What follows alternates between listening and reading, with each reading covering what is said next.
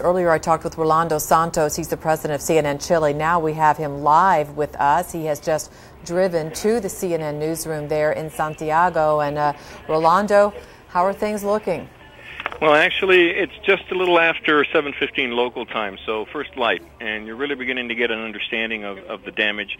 Depending on the system that you use, it's at least an 8.3 to 8.6, depending on which system you're using.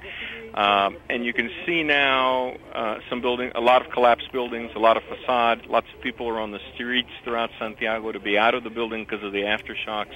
I lost count at 25 aftershocks. Oh my! The initial hit was at 3:34 this morning, and I got to tell you, 1 minute I'm in bed, and the next minute I'm on the floor, and everything is coming off the walls.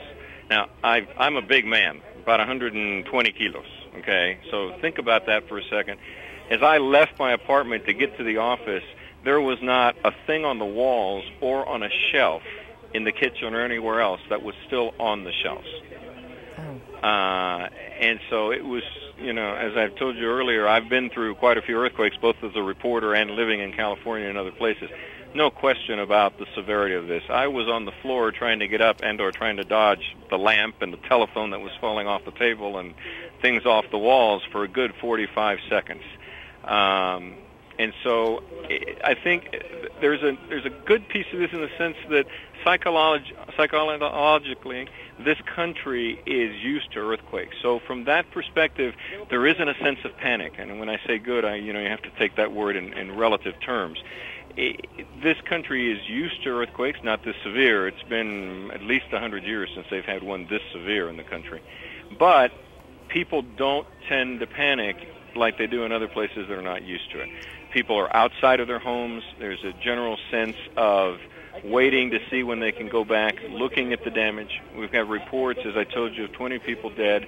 I don't have any reports of people who are trapped in buildings, but we do have some collapsed buildings. Now, in terms of the situation between the north and the southern section, this was located about 100 kilometers north of Concepcion. Concepcion is to the south of Santiago, and that area right now is still pretty much incommunicado by telephone and by cell phones. We don't have any more reports out of that particular area. There is a main bridge that connects the north and the south, and at the moment, this bridge is located near the town of Talca. Talca is Talco for those of you who are using maps. And that bridge is inoperable right now. So right now, you can't get from here down there. We also know that all flights coming into Santiago have either been diverted or have been sent back to their point of origin.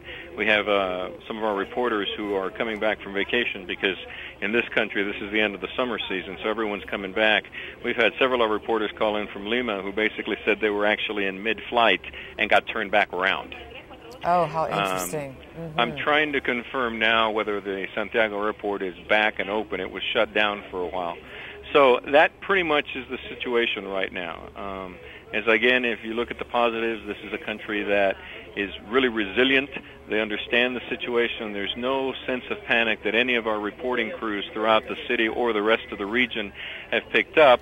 I think everyone's trying to assess the situation and decide what the next steps are.